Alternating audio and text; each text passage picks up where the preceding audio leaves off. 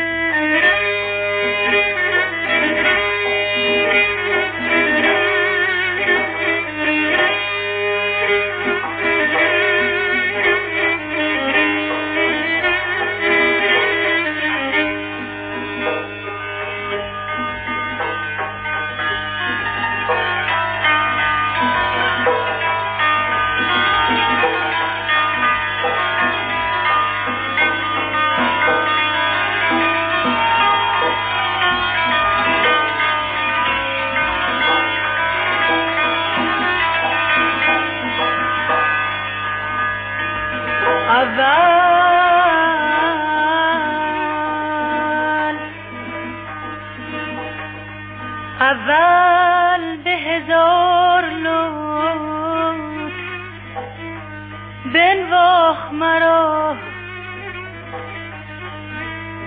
آخر به هزار غصه بگداخت مرا.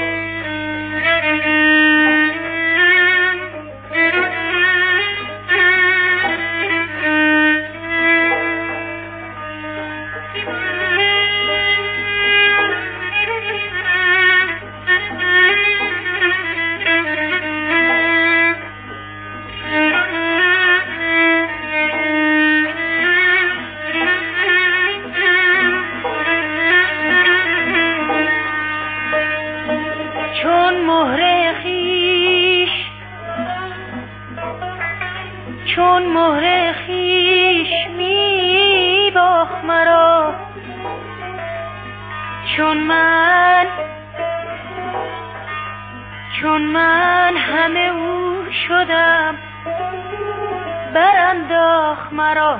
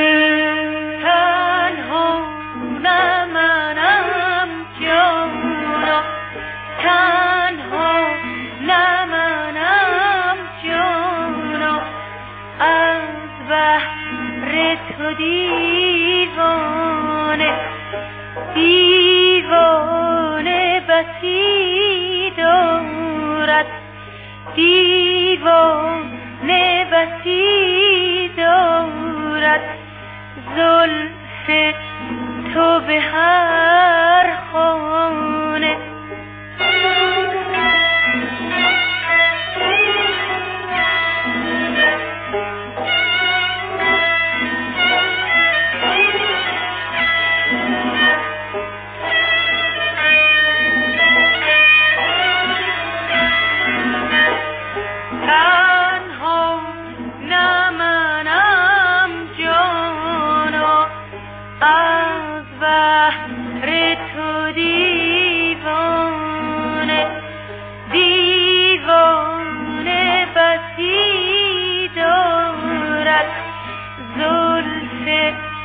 تو به هر خانه.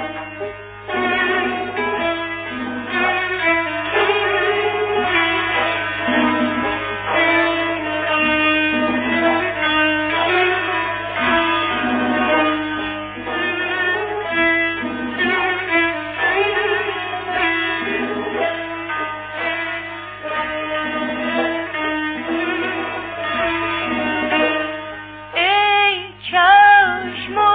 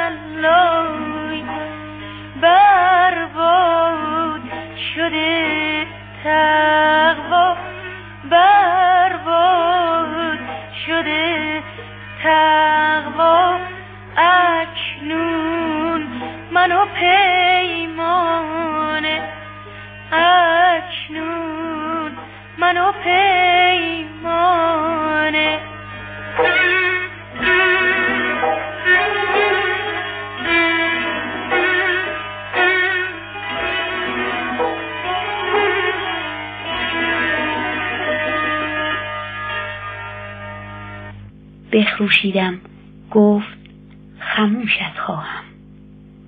بخروشیدم گفت خموشت خواهم.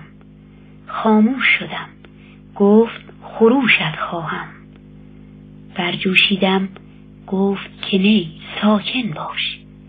ساکن گشتم گفت به جوشت خواهم. پیوسته دلت شاد و لبت خندان باد.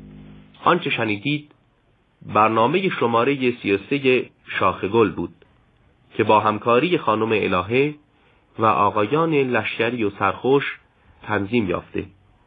تمام اشعار از مولانا جلال الدین محمد مولوی، دانشمند و شاعر قرن هفتم است. آهنگ شور.